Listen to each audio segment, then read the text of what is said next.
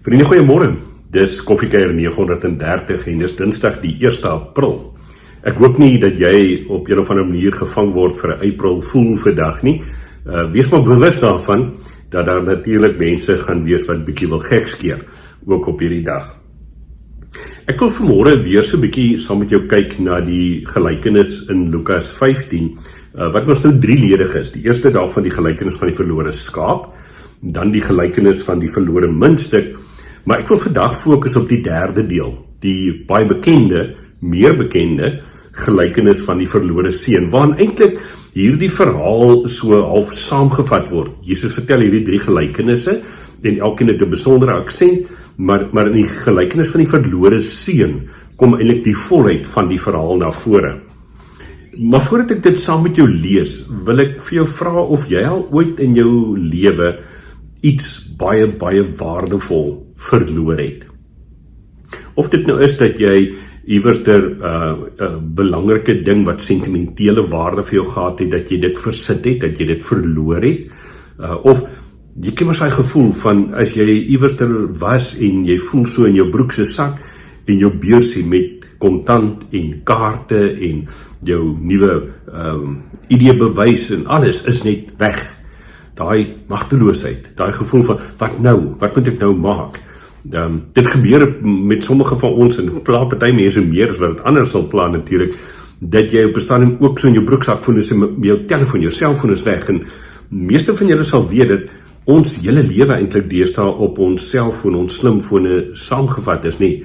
Jou dagboek, jou e-posse, jou foto's, jou herinner, alles word eintlik in daardie een klein dingetjie bymekaar gehou. Maar dis aardse goed op 'n manier. Wat daarvan dat jy dalk iemand verloor het? Ek herinner my daarin, vriende, toe ons kinders Alexander en Marie-Louise klein was. Ek dink Alexander was so 5-6 jaar oud, 6-7 jaar oud, daar rond. Marie-Louise het net lekker geloop. Hy moeilike staan nie, waar jy mos nie kan oppas nie. Was ons 1 jaar vir vakansie hier onder in die Kaap gewees en die bepaalde dag het ons so 'n bietjie in Kaapstad rondgeloop. Al die ou plekke gaan besoek. En op 'n stadium is ons na die tuine toe, daar in die Kaapse middestad. En almal van julle ken mos nou die tuine, pragtige omgewing met die eekonings wat daar by die paljaar en ja, mense wat heeltyd heen en weer loop. En ek onthou so op 'n stadium met die kinders vir ons gevra, maar wat eet hierdie eekonings? En ek en Jean het gesê, man, enige neute. En onthou dat daar by die een stadetjie, kafee, plekkie, het hulle neute, peanuts, grondboontjies verkoop, wat jy dan nou vir die eekonings kan voer. Ek dink nie dis so verantwoordelik om wilde diere te voer nie, maar dit is wat gebeur het. En so die kinders aan ons gekar en gesê, maar kan ons ook grondboontjies koop om vir die eekonings te gee?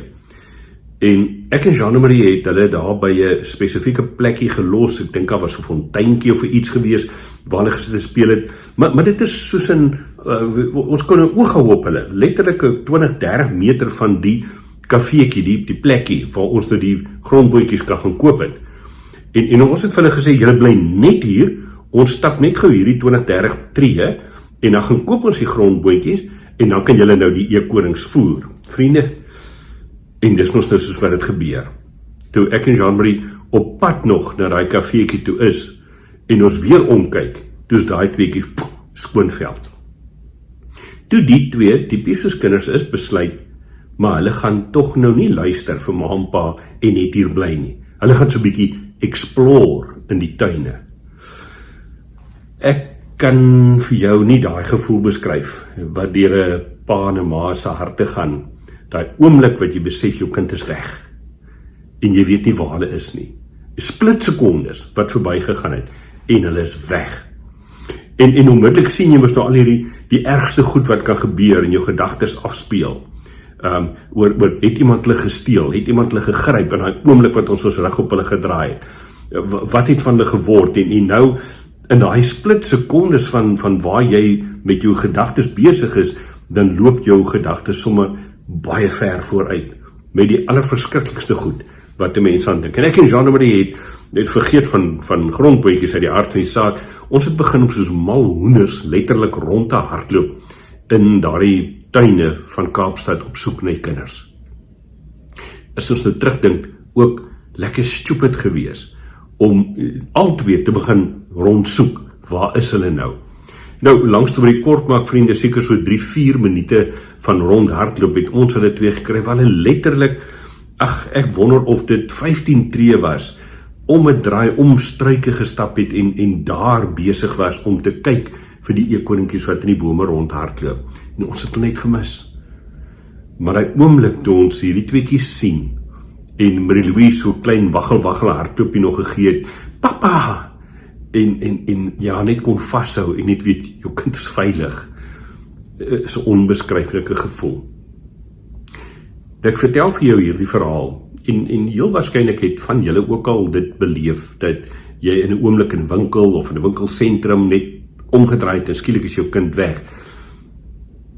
En behoede dit, as dit gebeur het dat jou kind nie teruggekry is nie. Ek kan nie myself indink hoe dit sou wees nie. Maar dink aan daardie gevoel wat jy gehad het toe jy jou kind kry. Of toe jy daai beursie wat jy gedink het verloor het, daar onder die kar se sitplek kry waar jy ingegly het. Of jou selfoon, waar daai gevoel van, dankie tog. Blydskap, vreugde, amper sê 'n oorstelp wees met 'n stuk genade, dat hierdie kind, hierdie ding van jou wat weg was, dat jy dit gevind het. Die gelykenis van die verlore seun en die verlore skaap en die verlore muntstuk vertel Jesus om vir ons iets te laat probeer verstaan van daardie gevoel wat die Vader het wanneer 'n verlore kind huis toe kom. En ek wil vanmôre saam met jou hierdie gelykenis van die verlore seun weer rustig deurlees en ek wil vir jou vra dat jy die Heilige Gees sal toelaat om vanoggend self iets van die Vader se hart vir jou oop te breek wanneer ons hierdie gedeelte deurlees. Verder het Jesus gesê, daar was 'n man wat 2 seuns gehad het. Die jongste het vir sy pa gesê, pa, gee my die deel van die besittings wat my toekom. Hy het toe die goed tussen hulle verdeel. Nie lank daarna het die jongste seun alles tot geld gemaak en van die ouer huis af na 'n ver land toe vertrek. Daar het hy sy geld verkwis deur losbandig te lewe. Nadat hy alles deurgebring het, het daar 'n kwaai hongersnood in daardie land gekom. En ook hy het begin gebrek ly. Hy het sommer by een van die mense van daardie land gaan bly en die het vir hom na sy plaas toe gestuur om varke op te pas. Daar het hy gewens hy kon sy honger stil met die peule wat die varke eet, maar niemand het hom daarvan gegee nie. Toe kom hy tot inkeer en sê, my pa het wie weet hoeveel dagloners en hulle het almal oorgenoeg kos en hier vergaan ek van die honger. Ek sal dadelik na my pa toe teruggaan en vir hom sê, pa, ek het teen God en teen pa gesondig. Ek is nie meer werd om pa se seun genoem te word nie. Behandel my soos een van pa se dagloners. En hy het sonder versuim na sy pa toe teruggegaan. Toe hy nog ver aankom het sy pa hom al gesien en hom innig jammer gekry. Hy het die pa hardloop hom toe tegemoet, omhels hom en soen hom. En toe sê die seun vir hom, pa, ek het teen God en teen pa gesondig. Ek is nie meer werd om pa se seun genoem te word nie. Maar voordat hy verder kan praat, sy pa roep toe die werksmense en sê, mag gou, bring klere, die beste, en trek het vir hom aan. Sit vir hom 'n ring aan sy vinger en trek vir hom skoene aan.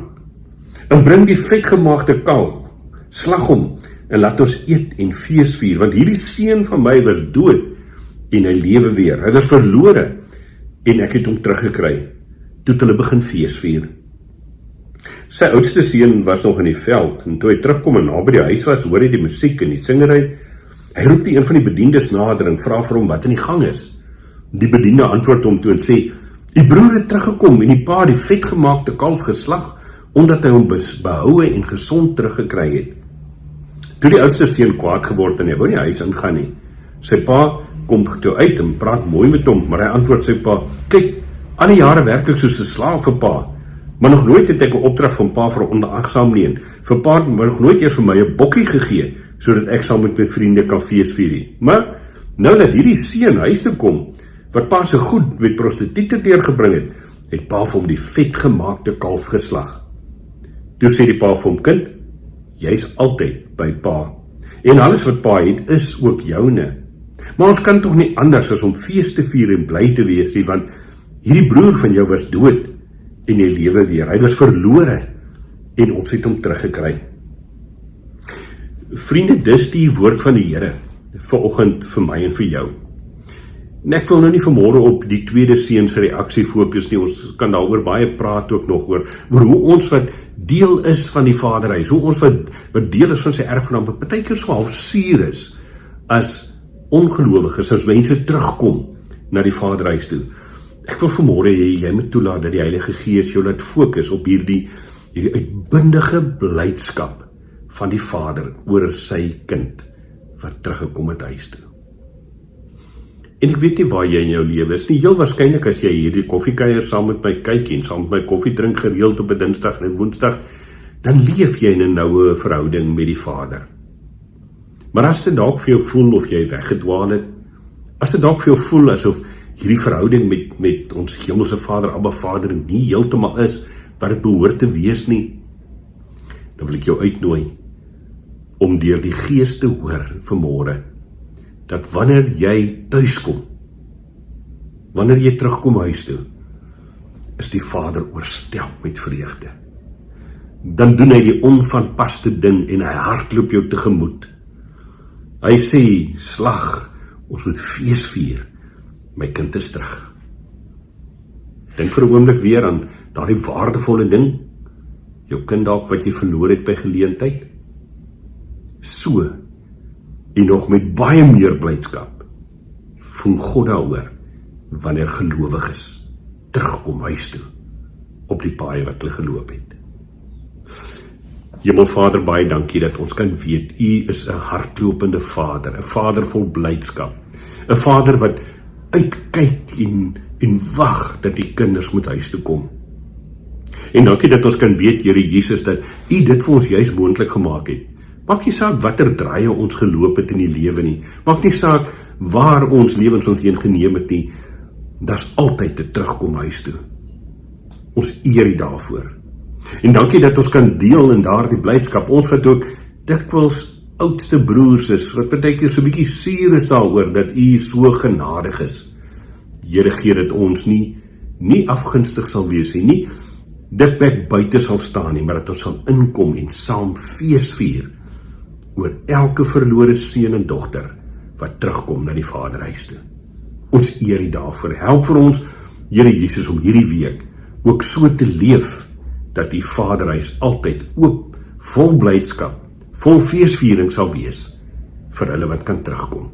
Ons bid dit in U naam. Amen. Vriende, ek hoop jy het 'n heerlike Dinsdag verder. Mag jy nie val vir die April Fool grappe nie.